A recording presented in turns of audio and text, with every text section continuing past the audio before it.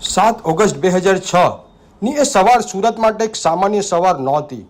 ઉકાઈ ડેમમાંથી છોડાયેલા લાખો ક્યુસેક પાણી અને તાપી નદીના રૌદ્ર રૂપે જોતજોતામાં આખા શહેરને પોતાની ઝપેટમાં લઈ લીધું. અડાજણ, રાંદેર, વરાછા કે અઠવા લાઇન્સ જોતા જોતા શહેરના 80% વિસ્તાર 10થી 20 ફૂટ પાણીમાં ડૂબી ગયો. વીજળી ગુલ થઈ ગઈ, મોબાઈલના ટાવરો ઠપ થઈ ગયા અને પીવાના પાણીના વાંધા પડી ગયા. લાખો લોકો દિવસો સુધી પોતાના ઘરના ધાબા પર ભૂખ્યા તરસ્યા આશરો લઈને બેઠા રહ્યા. ચારેય તરફ માત્ર પાણીનો અવાજ અને ભયનો માહોલ હતો.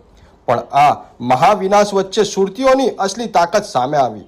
ધાબા પરથી એકબીજાને રોટલી પાણી ફેંકનારા, હોડીઓ લઈને અજાણ્યા લોકોને બચાવનારા અને પોતાના ઘરમાં લોકોને આશરો આપનારા સુરતીઓએ સાબિત કરી દીધું કે માનવતાથી મોટો કોઈ ધર્મ નથી. જ્યારે પાણી ઓસર્યું ત્યારે ચારેય તરફ કાદવ અને વિખરાયેલું શહેર હતું. પણ સુરતીઓએ હાર ન માની. મહાનગરપાલિકા અને સ્થાનિક લોકોએ ખભેથી ખભા મિલાવીને દિવસ રાત એક કરી શહેરને ફરી ધમધમકું કરી દીધું. 2006નું પૂર સુરતના ઇતિહાસનો સૌથી કાળો દિવસ હતો. પણ એ જ દિવસ સુરતીઓને ક્યારેય ન ઝૂકનાવાની ખુમારી અને એકતાની સૌથી મોટી મિસાલ પણ બની હતી.